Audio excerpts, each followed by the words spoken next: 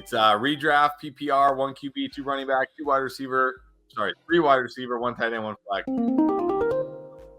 It is going to be one of these strange things whenever we look back at the 2022 fantasy football season. There were a lot of co-champions last year because of that. Yeah. You were in that situation, weren't you? You had one team, half your lineup was Bengals and Bills, I think. It wasn't that. No. Yeah, I did have one team that did have a lot of Bengals and Bills, and we just decided to call it where it was. So I did lose that. And then we had the other one, the In the Cut Dynasty League. I think I had 1 or 2 guys to go, but Kenny had, I think, 3 or 4 guys from that game to go still. So I think we called that one co-champions technically. But yeah. And that was probably the best way to do it. I mean, it all depends on your league and who's good with what, but yeah, that was a weird year. There's been some weirdness every year, right? The COVID year, and then that's true. Can't be worse than that. Hopefully, whatever happens this year is not worse than that. All right, so we got Eckler at the 6 over CMC. How we feel about that? It's hard to argue against Eckler still being in the Chargers. That offense we think should be a little more dynamic. I don't know if that means. I mean, we hope it means Eckler gets less dump offs and it's more downfield passing for Herbert. He's still going to be the focal point there. He's still going to be should be one of the top running backs. So I can't say I hate it. Oh, sorry. Oops. Yeah, here's Anthony. Anthony took Eckler at 6. Says he hates the 6, but he loves Eckler. So there you go. And then we got NMB taking AJ Brown at the 7. That is very early. How do we feel about that? I mean, I'd rather have the guy I'm taking right now. I'll take CeeDee Lamb, but I don't think that's a huge difference. I mean, I can't really argue too much against it. I understand. I understand that just for some of the same reasons I talked about with the Chargers. Some people might be a little hesitant with McCarthy calling plays in Dallas. You might think, maybe the Dallas offense won't be as dynamic, but man, Zeke is gone. I don't see them passing less. I think they're going to pass just as much, if not more. And who's going to eat into Lamb's target share? Who? Nobody. Nobody. And like I said, I was doing this research for the video. McCarthy top 10 pretty much every year that he called plays in Green Bay. Now you can say well, he had Aaron Rodgers. Well, guess what? He has Dak Prescott. And his running backs are Tony Pollard, Malik Davis, and Deuce Vaughn. I don't think he's we're going to ride Tony Pollard into the ground here. So you're top 10 every year when he was a play caller. And people are oh, they're not going to throw as much because Kellen Moore's gone. I don't think people realized they were only 19th in pass attempts per game last year. They were more of a run heavy team than a pass heavy team last year. So I think we see more throwing this year. I just think we see, and this is actually good for CeeDee Lamb, I think we see more short, quick routes designed to get CeeDee Lamb the ball in space, because I talked about it in that video. CeeDee Lamb was 71st among all receivers in yards after catch per reception.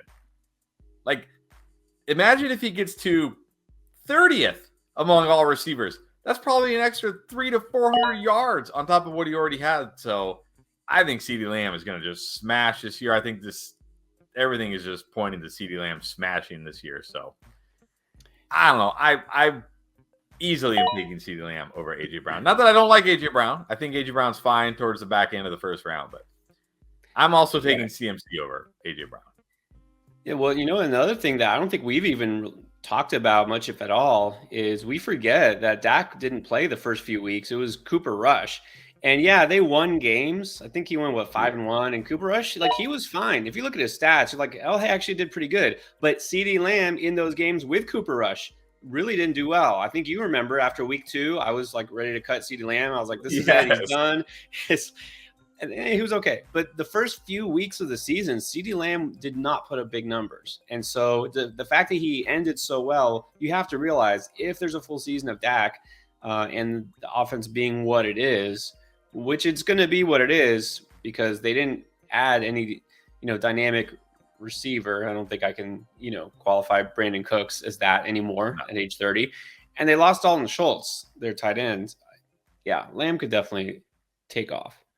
Yeah, that's the other thing. Lamb still finished wide receiver, 6, 7, even with those Cooper Rush games. But if you look at from the week Dak Prescott came back, which was week 7 on, and again, I talk about this in the video. So if you haven't seen the video, you can go watch it. And I talk about all this.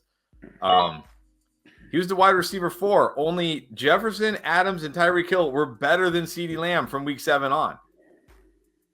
Like, he doesn't have far to go to be like the best. You know what I mean? It's not, but he was awesome. He was awesome. So, and like you said, Dallas got worse at running back. I mean, Tony Pollard might be better than Zeke at this point. I mean, he is, but he's probably not the kind of guy you want to just say like, hey, our whole offense is going to be Tony Pollard. And they didn't do anything. Well, speaking of Pollard, you went Pollard round 2, questioning why you went over Jacobs, but let's make your other pick first.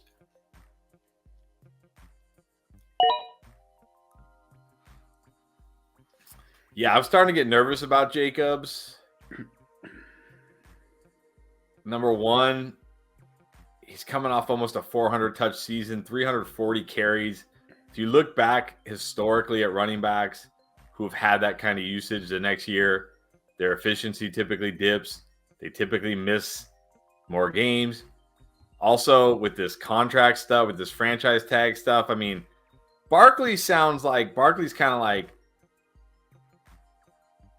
hey, if I have to, I'll sit out the season, but I kind of don't want to. I kind of really just hope the Giants give me a decent enough offer and I can just say yes and we can move on. Jacob sounds like he's ready to just dig his feet in the sand and say no. Like, no, I'm doing this for the running backs. So I think there's enough worry for me now where I'd rather just like I have some concerns about Pollard as well. Dude. Obviously, Pollard, his competition is terrible. I mean, we're talking about Malik Davis and 170-pound Deuce Vaughn and Ronald Jones. I guess I keep forgetting about him, but he's pretty forgettable. My worries with Pollard, of course, is can he do this for a full 17-game season? But I'm willing to take the risk. I'm willing to take the risk. Yeah, I'll take Pollard over Jacobs. I think that's fine. I know you like Ramondre a lot too, so I know you like both Ramondre and Pollard. So I would say I lean Ramondre a little bit, but yeah, I mean, Pollard has never been someone who's had injury upon injury. Nothing major. Yeah, I think Ramondre is probably safer, and I do really like Ramondre. I don't think Ramondre is a bad pick there at all. Because at least Ramondre is a bigger back. You should feel. I mean, actually, didn't Ramondre miss more games than Pollard last year? But because I don't think Pollard missed any games last year, did he? No, but there's he had off-season surgery, I think it was. That's right. He got hurt in the playoffs, didn't he? He got hurt in that playoff game, I think. Yeah, I mean right, but he should be good to go for the start of the year. I'm not using that against him. I mean, look, if we get to training camp and we're hearing things like, "Hey, he's not ready to go," then certainly I'll drop Pollard. But at the moment, feeling pretty good. And back to this, the AJ Brown pick there. I don't think we have anything to worry about Diggs now. They're saying like whatever, it's just a big deal. He's probably just blowing off steam. But you like Diggs over Brown? Yeah, I still have Diggs over Brown. It's probably Diggs then Brown for me. Like, but we're talking about like back to back. It's not like I have Diggs way over Brown. They're all kind of right there for me. Yeah, assuming everything's fine there in Buffalo, I'll go Diggs over Brown.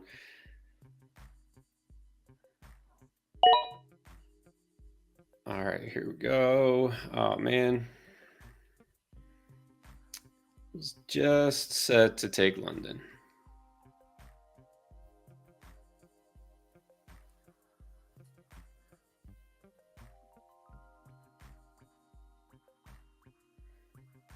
This is the point where I feel like it's too early for all these receivers.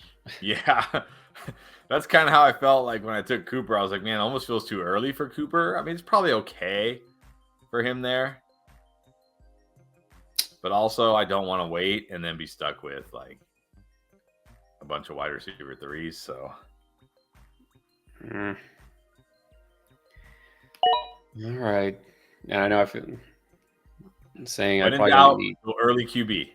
Yeah, I gonna need to go that early, but it's like I don't love any of these receivers at this stage.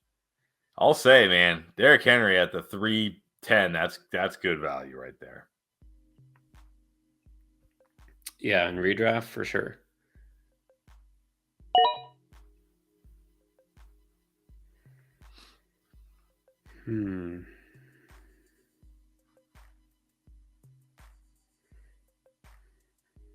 I feel like the sleeper rankings here, I don't know what it is. They're pushing these old guys like up to the top lately. Is it just me, or does it seem like Keenan Allen and DeAndre Hopkins and all these guys are like moving up somehow? Yeah, you know what I think it is?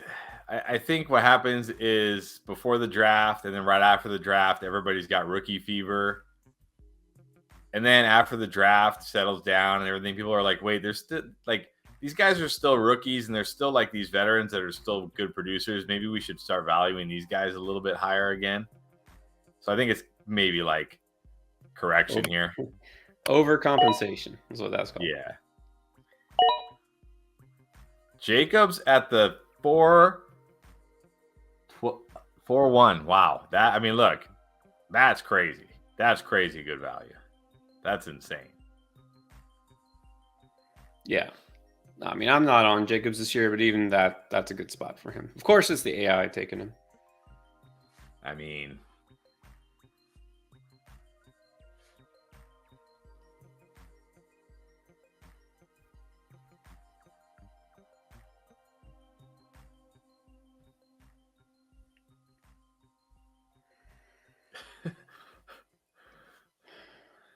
all right, so we got, let's see.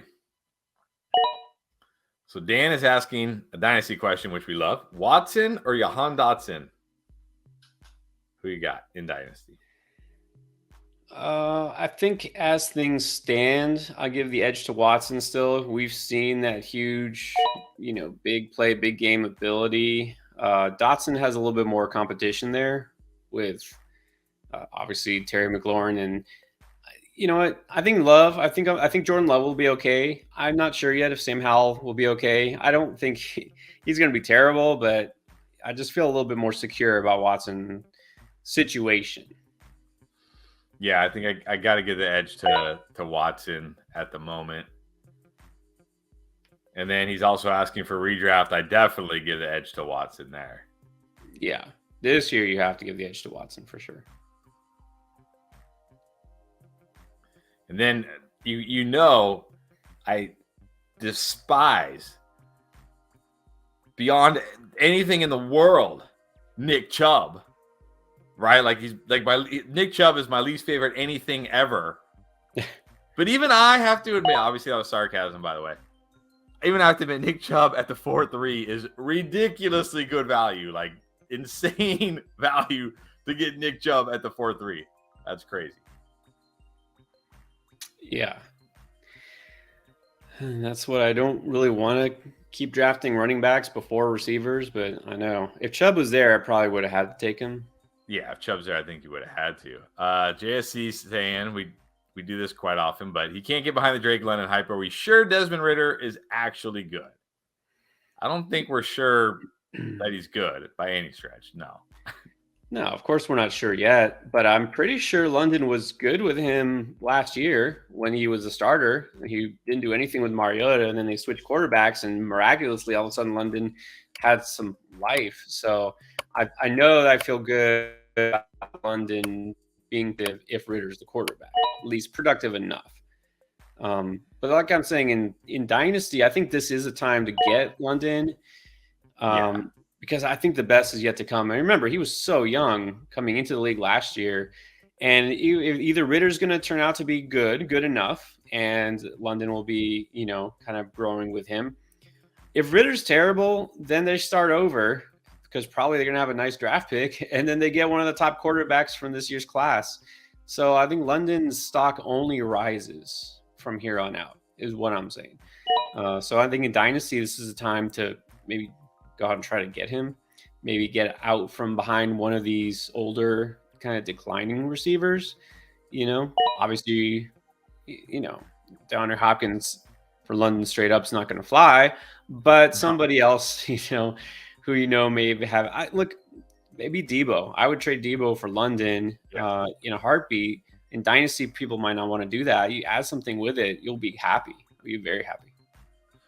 Yeah, and I think for me, the big selling point on London is not so much will Desmond Ridder be good or not, because I think the jury is still very much out on whether or not Desmond Ridder will be good. And I think if you had to bet right now, you'd probably bet he won't. For me, oh, he's gone. I thought he was there. Hold on. See, this happens every time. I have a guy in mind, and I'm like, oh, I can't believe he fell to me. And then I'm like, wait, he's not there. All right.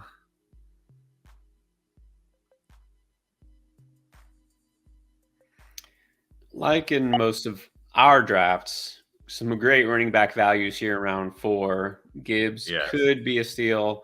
Kenneth Walker, 410. I think that's really good. Of course, the Jacobs and Chubb. So. Yeah, I thought about Etienne there, but man, your wide receivers end up being really ugly.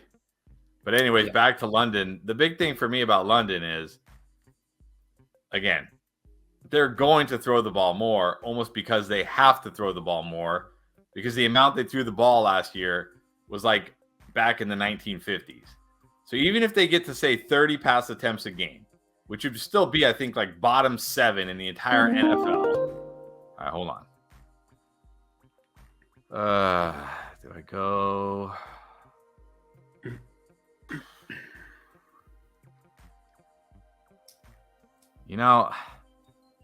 Wow, how are these? I'll take Burrow here. You're only who are you who are competing? Okay, back to the London thing that I keep getting distracted by, but now I got time. Who's taking let's say 30 targets a game, 30 pass attempts a game. Very few. If who's competing for targets here? You got Drake London, you got Kyle Pitts, I guess Bijan. I'm sure some people are going to type in the chat, CPAT is going to play wide receiver now, as if that's even going to matter. I don't even know who their other wide receivers are. I'm not saying all the targets are going to go to London and Pitts, of course, because that's not how this works. But you can easily pencil London into a 25+% target share, easily. That's not even a stretch to say he'll get at least 25% of the targets. So, we're talking what? What is that? How many targets is that? Who's good at math? 3, it's like 10-ish a game, something like that. 8-ish, 8 to 10 a game, something like that. So, and that seems on the low end side for me.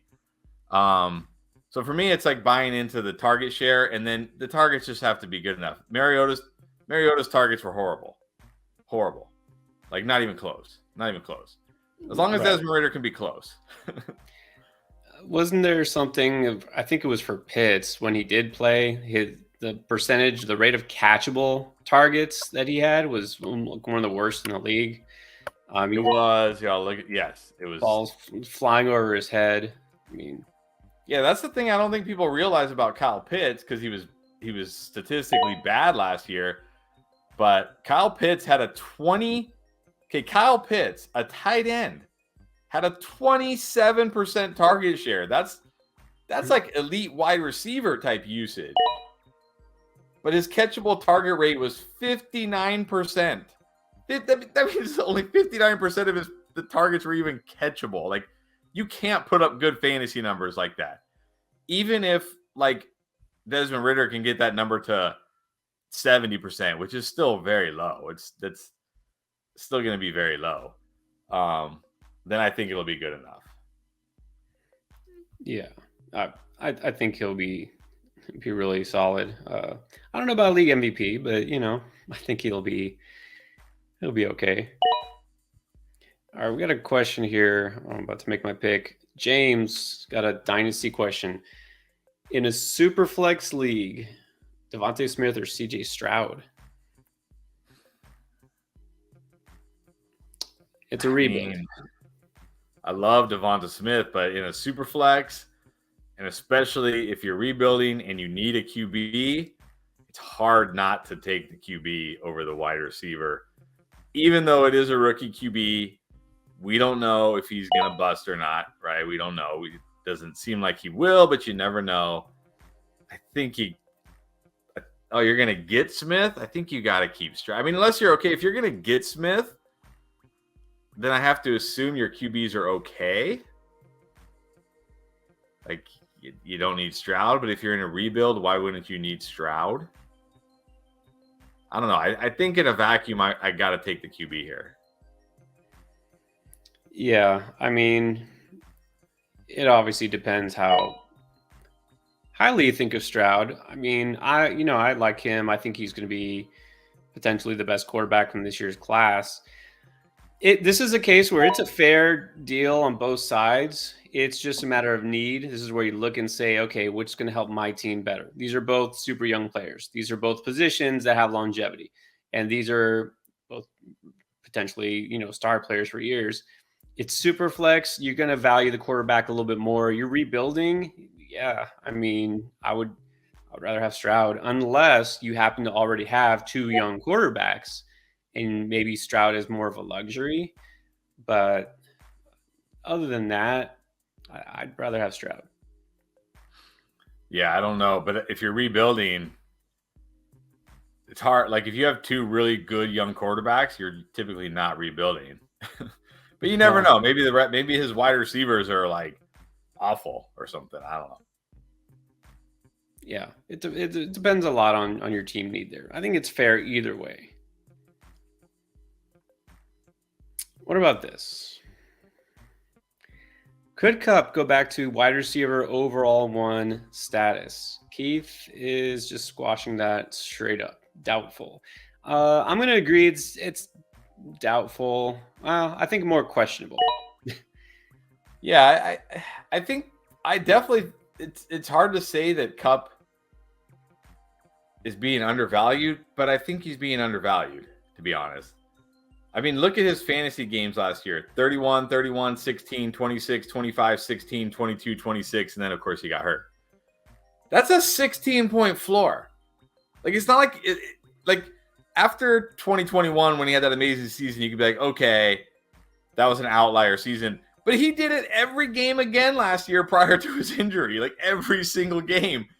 And it's not like the Rams went out and bolstered this wide receiver room. Like Van Jefferson is probably their second best wide receiver. Like there's no reason to think he can't do it again. Now, the reasons to think he can't is because the competition is a lot stiffer this year. You got Justin Jefferson, the best wide receiver in the game. You got Jamar Chase potentially about to have his best season ever. Maybe CeeDee Lamb makes a huge leap. Maybe Tyreek Hill. Like it seems like there's a lot of good candidates to be the number one wide receiver this year.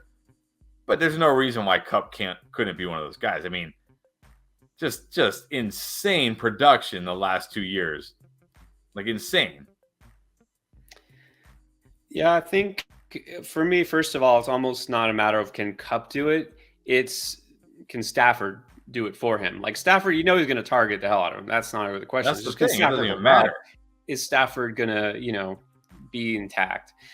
But also it's really more, can he leapfrog Justin Jefferson and Jamar Chase and maybe CeeDee Lamb? So, but I also kind of feel this exactly like King's saying, look, when a guy has a career year, that's it. That's his career year. There's no way he's doing it again, right? He's not getting back to that. Now, he doesn't need 2,000 yards to be the wide receiver 1 in fantasy, but I'm not going to bet on him scoring that many more touchdowns to make up for it, the lack of yardage. I think he's top 10 for sure, assuming health. I just don't know if I had to bet, I wouldn't put money on him as the wide receiver 1. I mean, you could say his 2021 was an anomaly, but it wasn't. I mean, okay, he wasn't going to have quite the year he had in 2021 last year, but he was still on pace for like 1,700 yards. And like, I forget like if you take out that injury game, he had 75 receptions in basically 8 games or whatever it was, right? Because how many catches did he have in that last game? The game he got hurt. He had 3 catches. So he had 72 catches in 8 games. That's 9 catches a game. That's 9 catches every like an average.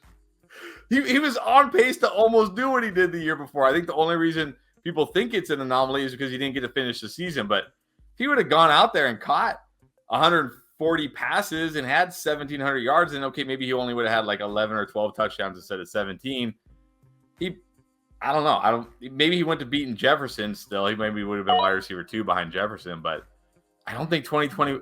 To me, the only anomaly is if Matthew Stafford's gone, because even Matthew Stafford was horrendous last year, like horrendous, and it didn't matter because he will just target Cooper Kupp relentlessly, and I don't see why that changes. Like I don't see why that changes. Either Cooper Kupp has to get hurt, which is possible, or Matthew Stafford has to get hurt again, which is also possible. But I think to your point, the main thing is, can he leapfrog Chase and Jefferson? Can he leapfrog those guys? That's more my... Right, the competition. Yeah, that's the thing with Kupp. He has had some injuries. Stafford, of course, is getting up there. But yeah, I mean, every time Stafford threw the ball, it was either a completion to Kupp or an incompletion to somebody else. Like that was it.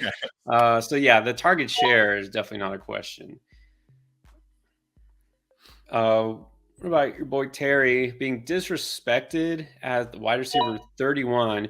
Now that's a good question. Why is DK going round 2? I have no idea. I'm not taking him that. We went early this round. He went 2.9. That's too early. What about Terry? Yeah, I agree with you on DK. That's too early. But Terry, I mean, at this point, what has Terry ever done in fantasy to make us think he's being disrespected? Like what? You know, I mean, really.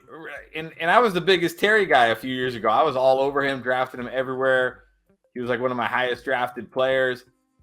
But I mean, his wide receiver finishes. Wide receiver 29, wide receiver 20, wide receiver 29, wide receiver 22. Like, what? Yeah, I don't know. It's just who he is. He's fine. He's okay. He's fine. And his quarterback is still probably questionable. Well, is questionable. And now he has the most competition he's ever had because Jahan Dotson entering year 2 should only get better. And remember, Curtis Samuel is still there. Like, he's still a good real life player. He's going to get some usage. He's going to have a role. He's not just going to disappear. It's just hard to see a path for Terry McLaurin this year. It really is. Yeah, I don't see why we'd think he would do significantly better than last year. If anything, you should have a little bit more doubt just because we don't have no idea what Sam Howell is going to do. And if it's not Sam Howell, it's who is it again? Jacoby Brissett. Jacoby Brissett. Yeah, he's fine. He's nice. Yeah, it's. No, that's about right. Let's go back to this. James clarifying who we got off that Dynasty question. He said his current QBs in Superflex: Kyler, Russell Wilson, and Tannehill. Yeah. See, if you're in a you don't want to rebuild with Russell Wilson and Tannehill. Like, I'm fine rebuilding with Kyler. He's 25 years old. He's younger than a lot of guys that we have that are ranked ahead of him at QB. But you don't want to rebuild with Russell and Tannehill. You don't want. Those aren't guys you want to rebuild with. I'm keeping Stroud. As much as I love Devonta Smith, and I love Devonta Smith, I'm keeping Stroud. I'm keeping Stroud too. Kyler's not really going to be a lot of use to you this year, so you can fill that spot with Russ. Tannehill, just try to trade now to get like a 2nd round pick or something. Like just get something for it. Man, there are some crazy. It's interesting to see the names that are still on the board right now. Yeah, this draft is a little different. They're all different. That's what makes it fun. We draft, you're like, oh, we do the same thing every week. Yeah, but it's always different. You always get some names that drop. That's why I love it. You never know what to expect. What do you think about George Pickens now? You know, I like Pickens. I'm generally getting a lot more exposure to him than Deontay. This draft, I decided to go Deontay as my wide receiver 3 instead of Pickens. He went at the 6'9". Does that feel about right? Yeah, I like. Okay, I was actually thinking about grabbing him. Hold on. Well, go ahead. I'll just say, I think that's right. I don't mind getting him early in the 6th round. It depends really more how this draft is shaking out, of course, and a lot of our drafts, and this one especially, receivers go earlier, and the running backs tend to fall. So you might see him go a little early in than in most drafts. But I don't think he should fall past round 7. I think this is the right range for him, right around guys like Burks, Tony, Dotson, those guys who have potential but also have risk, and that's exactly what Pickens is. He has potential, but he has a lot of risk. So I think where he's going is very fair. Agree. And I want to say Burks is a screaming value, but if they do sign Hopkins, then it's not going to put me off of him, but it'll definitely dampen that a little bit, that enthusiasm. I don't know, but now it's sounding like Hopkins to the Patriots. Who knows? But I do think Burks is a good value. I do definitely think. I just worry. I just have my worries. Like, they're just running back the same offense. It's Ryan Tannehill, but he's got tremendous weekly upside. So, like I said, like those guys, Tony, Burks, Pickens, Dotson, they're all kind of in that similar tier to me. That tier of like, roll the dice and hope the one you pick is right. Kind of. All right, I couldn't believe Trevor Lawrence was still on the board. I was shocked that Trevor Lawrence was still on the board. Yeah, this is why once again I don't love the value of receiver, and I want another running back, and so I took Lamar, and I'm like, I should have just waited. I should have I don't have to go that early quarterback, but I keep doing it. Yeah, I almost feel like you've overcorrected.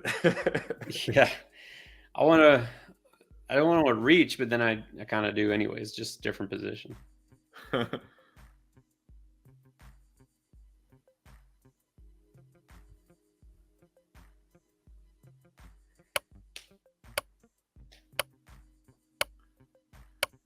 Not very often you see Trevor Lawrence and then Deshaun that close.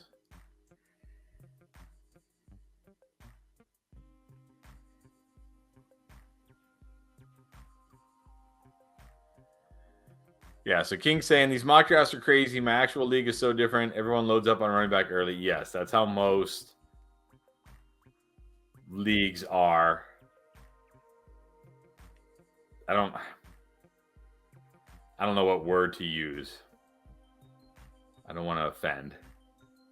Like, I'll say my home league loads up on running backs. You guys can draw your own conclusions from that.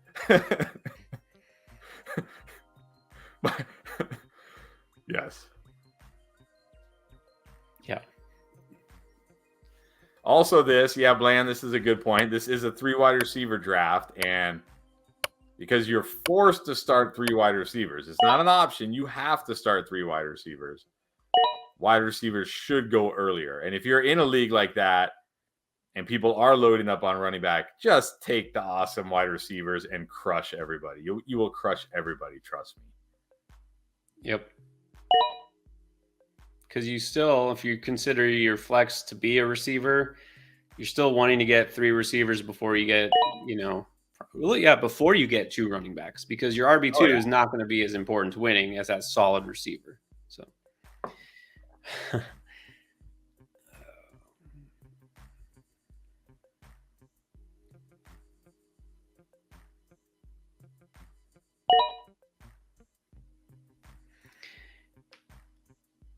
all right, let's see.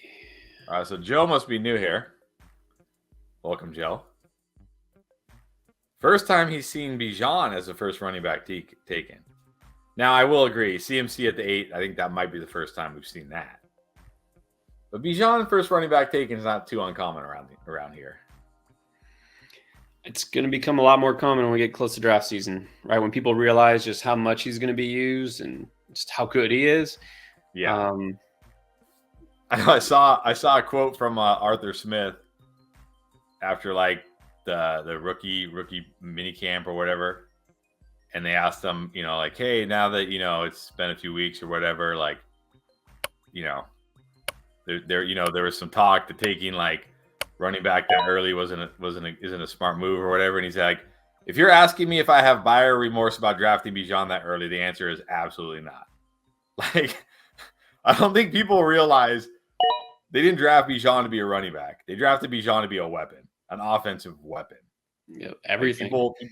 Like the way people view CMC now, people don't view CMC as just a running back, right? Like nobody thinks like, oh, I'm just drafting a running back here. It's like, no, he's an offensive weapon. That's what Bijan is going to be. Yep. But I'm okay if you want to take CMC over him. I'm okay with that too, by the way. Yeah, it's not like it's just in the bag that Bijan's going to be better than CMC. It's just our take. All right, let me make this pick and address this question. Okay, so first of all, say that we've been saying that Shane isn't him. Now, we agree on a lot of things, right? We think similarly, but not every single thing. So I like speed, and I don't just like him because he's a Dolphin. I do like his opportunity until they get Dalvin Cook. If they don't get Dalvin Cook, you've got to like Shane's role in that offense. I think he's referring to Chris. Didn't you say something about Shane, his size, and he's not going to be? Yeah, but yes, I was saying that leading up to the draft. I said you guys are crazy. He's tiny. He's a special teamer. But then after the draft, and ever since, and in fact, I have a video.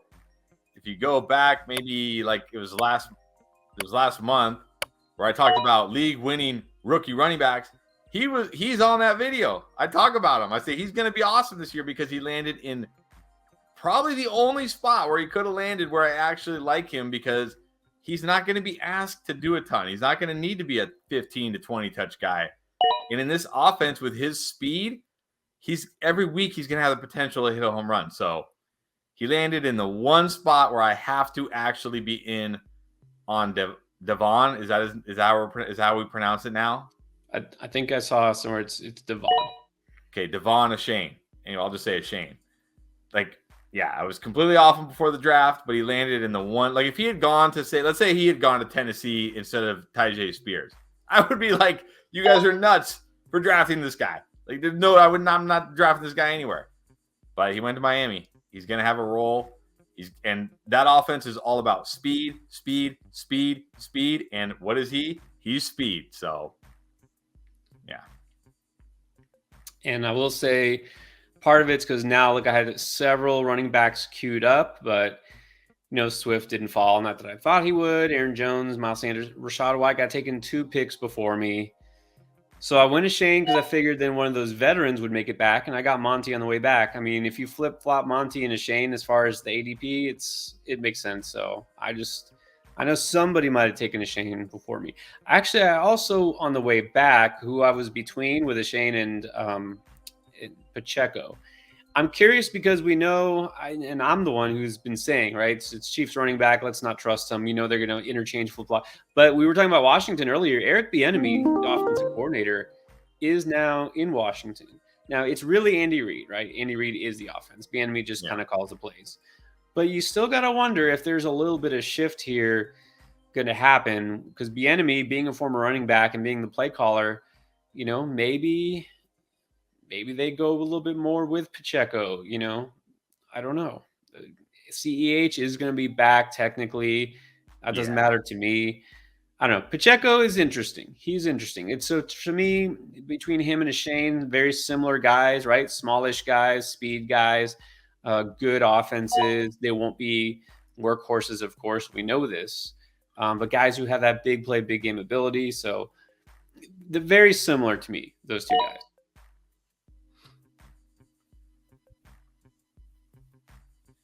I was kind of hoping I would get Pacheco and Shane, but I guess you never know what you're going to get. And why? Oh, you took it. I was like, why is Jaden Reed going higher and higher in every draft? I can't get him. You took him. So now, all right.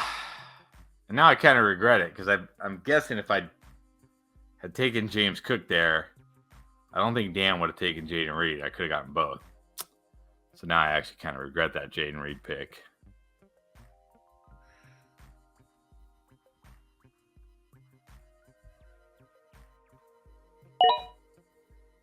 There you go. That was the right pick. Although you took him over your boy, who I thought you might take, but you probably seeing if you can get him later, right? I don't know which boy you're talking about, but if it's a rookie, yes. And going back to the enemy thing, look, he's going to use a 2-man committee probably, right? The enemy is going to use both Robinson and Gibson. I think they both have value this year. I don't think we have to pick. Oh, it's going to be him. It's going to be both of them. Yeah.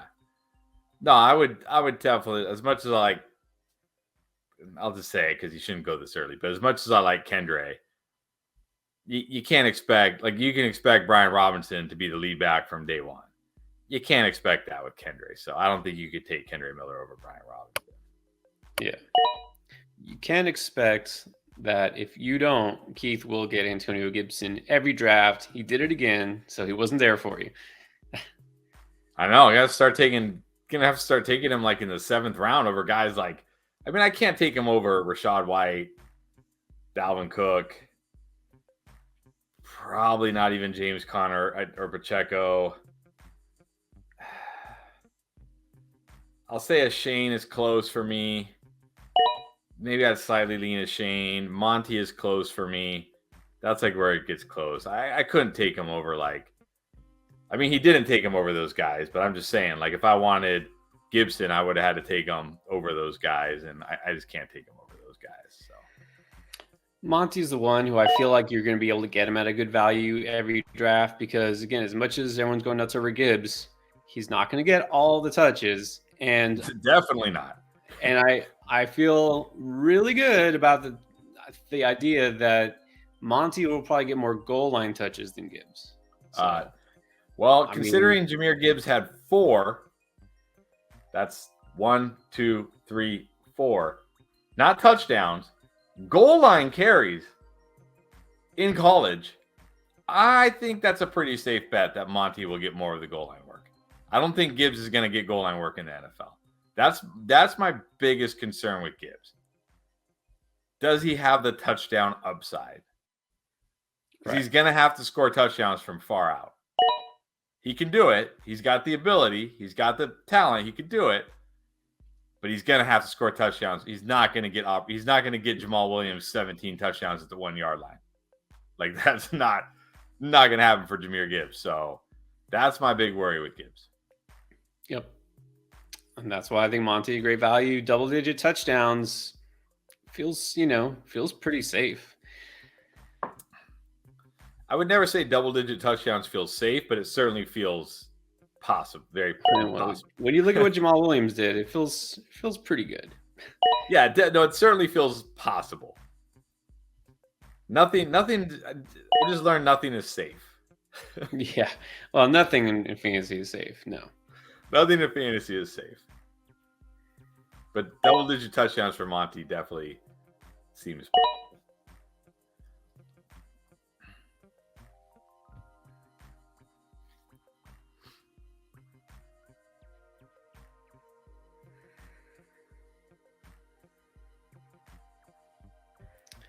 All right, very good question here.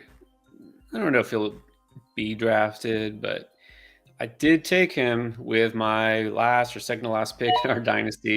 So if Jacobs takes a stand and he doesn't play, is it Zamir White season? I mean, it pretty much has to be. Who else do they have? I think it kind of has to be. I mean, they could always, of course, let's say, like, who's there? They have Zamir White, they still have Amir Abdullah and Brandon Bolden, but those guys are more pass catchers. Yeah. I mean, let's say, because I think, what is it, July July 27th, July 29th. One of those days is the last day where you have to sign your franchise tender. Like the player has to sign it. So let's say he doesn't sign it by then. We could see him go out and bring in like a dusty veteran like Leonard Fournette if he's still out there, or Zeke or somebody like that if he's still out there.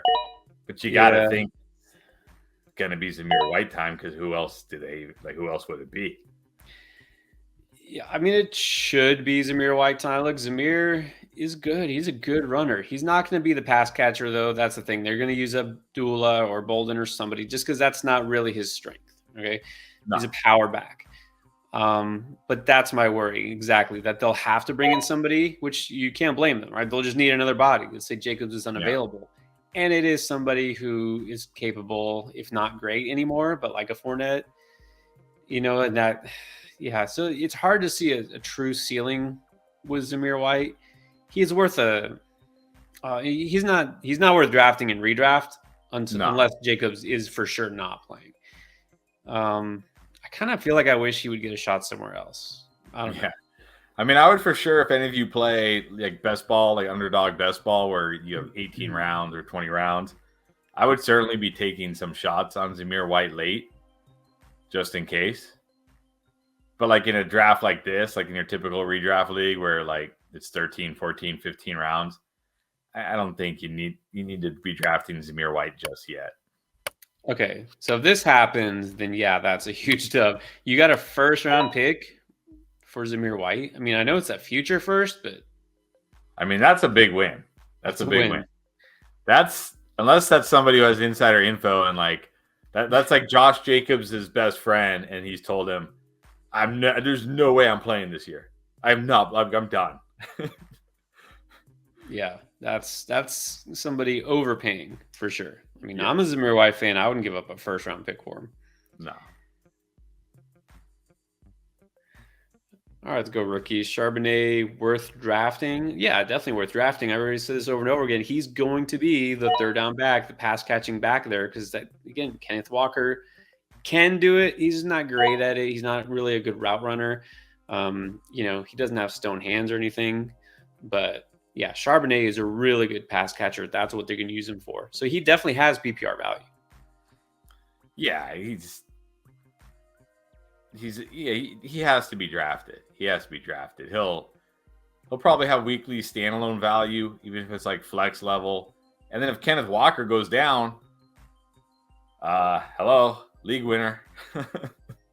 Yeah, because he's not just a pass catcher. So if nothing else, I don't want to call him a handcuff because he's not, but yeah.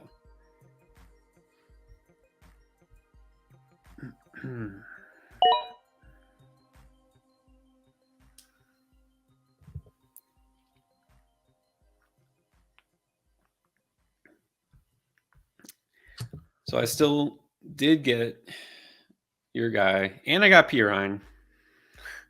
Yeah, that's pretty good. Let's see what's left. You, I mean, you don't have to go RB here, but you probably want to get one more.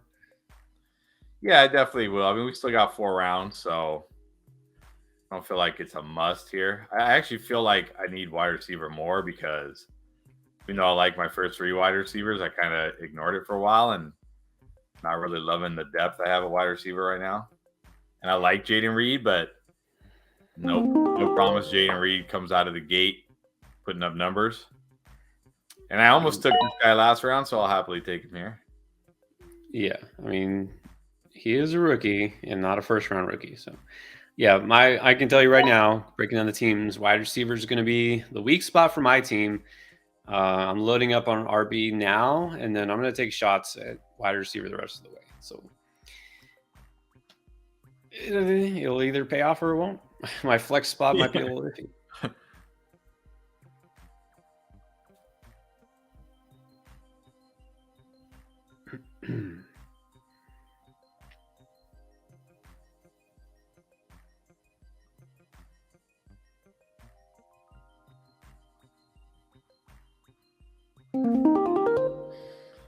Well, Dan did just snipe me twice there. Double snipe. The double snipe.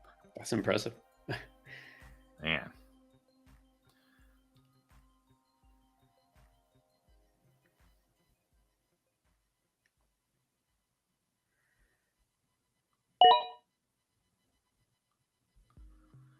Very solid. Well, look. Whoa. Can he be T. Higgins this year? I don't think it's just a suspension. Okay. I don't think that's just. I think this is disrespectful to T. Higgins. T. Higgins is like legit an alpha wide receiver. He just happens to play on a team with a slightly more alpha wide receiver. Like if T. Higgins was on, let's see, T. Higgins. You know what? Well, maybe not because their quarterback sucks, but like if T. Higgins was on a team.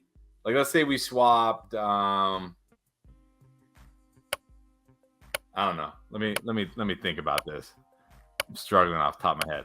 Like, let's say we swap T. Higgins and. Let's go, team! Let's go! I don't know. I don't even know. But whatever. T. Higgins is awesome. Okay. Jameson Williams, I think, is good, and I think he could be good. My issues with Jameson Williams is he's basically still a rookie because the most snaps he played in any game last year, which, by the way, he barely played in any games because of ACL injury, was 25%. So he basically is starting this year as a rookie wide receiver. A rookie wide receiver who doesn't get to take his first snaps until week 7. So, normally with like a rookie wide receiver, you figure like, okay, you got to give him like the first half of the year, 6, 7 rounds or whatever, or 6, 7 games. And then they kind of get going. And then like, second half of the season, we see these guys be good, unless they're like, like Jamar Chase and Justin Jefferson. So if we figure he starts week 7 and we give him 6 to 7 weeks, you're talking best case week 13, week 14. Like your hope is that he's rolling just in time for the fantasy playoffs. That's all you can really hope for. So like long term, sure, but T. Higgins is young and he's already a stud. Yeah, look, you can't say Jameson Williams doesn't have the upside. We saw what he did in college. Now, granted, it's a very different scenario, but he's getting drafted late for a reason. Injuries, inexperience, suspension, questions that he's not on the same page as Jared Goff, and they were, out of sync. I mean, there's a lot of questions still. Take my guy here. Like maybe he does pay off. Maybe he does. I'm not willing to draft him and keep him on my bench for 6 weeks and then hope that it all pays off this year. If it clicks, it still might take a while, right? When a guy's sitting out there not playing, he's not like a veteran who can just come in and like, all right, pick up where he left off. He didn't leave off with anything. So, maybe next year I'll be on Jameson Williams. But yeah, definitely a guy where, especially if he struggles again this year, because this is how it works a lot of times for people. They have high expectations of a player, and he had high expectations after he was drafted last year, even though you and I were both saying he tore his ACL. He's probably not even going to see the field this year, and if he does, it's going to be very little. People were like, nah, look at the camp reports. He's ahead of schedule. Like, this is always my favorite. Like, because right now, Javonte is ahead of schedule. Brees is. All these guys are always ahead. They're always ahead of schedule. Oh, did you see him running the other day? Like, okay. So he was, people bought into it, bought into the hype. And then what happened? He barely got on the field last year. Now they're on it again. Now they're like, okay, now he's healthy. It's just a suspension, and he's hyped up. So if he struggles again this year, that's usually when people are like, look at Kyle Pitts is a perfect example. Hyped up as a rookie. He was good. Like, look, Kyle Pitts as a rookie tight end was phenomenal. But he didn't put up monster fantasy numbers, so people were let down. Obviously, last year, not phenomenal because Marcus Mariota couldn't hit the side of a barn, and then he got hurt. Now everybody is like done with Kyle Pitts. They're like done, right? They're off of him. That's what will happen to Jameson Williams this year if he struggles, because there'll be 2 years in a row of getting burned, and they'll be like, I'm done.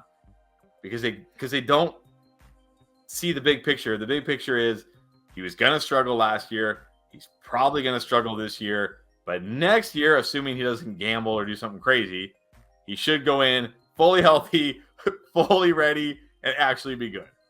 That's my feeling on Jameson. Yep.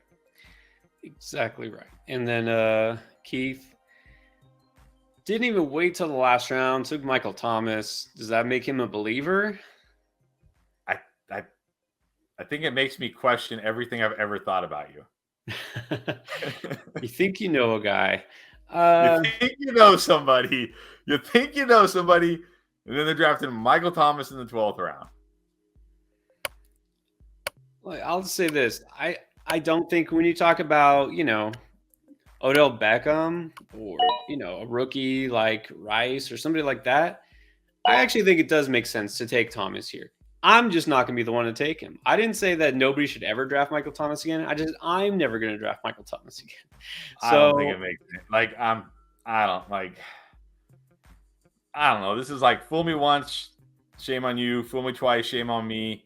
Fool me 5 times. I don't even know what the saying is for that. I don't even how many times we're gonna get fooled by Michael Thomas.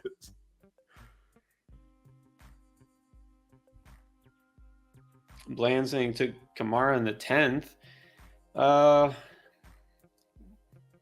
rather take a shot on Kamara.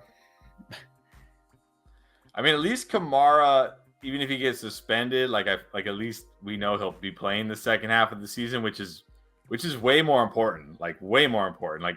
I remember when Michael Thomas was catching touchdowns to start the year last year, and everybody thought they had hit gold. They had struck gold with Michael Thomas.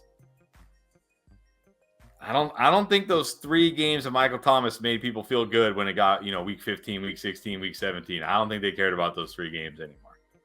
Yeah, exactly. I mean, if you had to put money on one side or the other, Kamara not getting suspended or Thomas not getting hurt? Kamara not getting suspended easily. Yeah, Easy. I feel very confident Thomas is going to get hurt. It's been 4 straight years of Thomas getting hurt, and he's old. And there's already talk that he's still dealing with the toe. What did he do to this toe? What happened? What did he do to this thing? It's been 3 years of a toe injury or something. I know I'm making fun of the toe. It's probably like a type of toe injury that if I had it, I would never get out of this chair. And this guy's trying to play football with him, but still, it's a toe.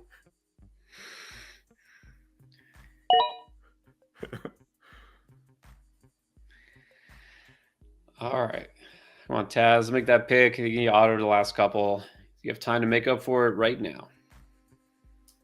All right, so to go off this, okay, how many games, if Kamara gets suspended, how many games do we think it will be, and will it be at the beginning? I definitely think it'll be at the beginning. It'll be towards the beginning because I think the trial is late July, early August. Is that right? For now, I mean, you never know. Things keep getting delayed and pushed off. I mean, I feel like this happened 5 years ago now. I know it hasn't been that long, but still, it's come on. But yeah, I don't know. I feel 4 to 6. That seems to be the standard for the NFL these days. Exactly. 4 to 6. I think it comes down to. All right, so Anthony's saying late July. I think it comes down to what evidence there is and also what kind of media backlash do they get. That's all it is. It's the PR move, right? Yep.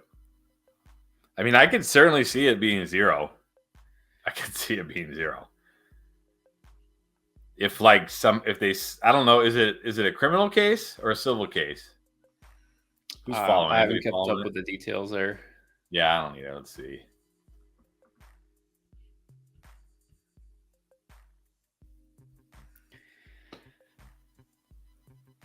All right.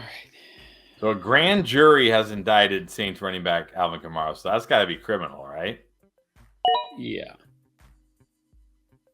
Yeah. So then there's no chance of a settlement or something. Okay. Anthony is obviously following it because he's seen the video. He's seen the video. He's saying it's criminal and civil. So I mean, if they charge him, if they charge him, he almost has to get suspended. You can't have a guy. Well, obviously he'll. You never know. They might charge him, and it might not be any jail time, right? Like it might be like 2 years of community service and parole or something, right? You never know with these things. I don't know the judicial system. All right, that does it. That does it. And actually, I have to get going.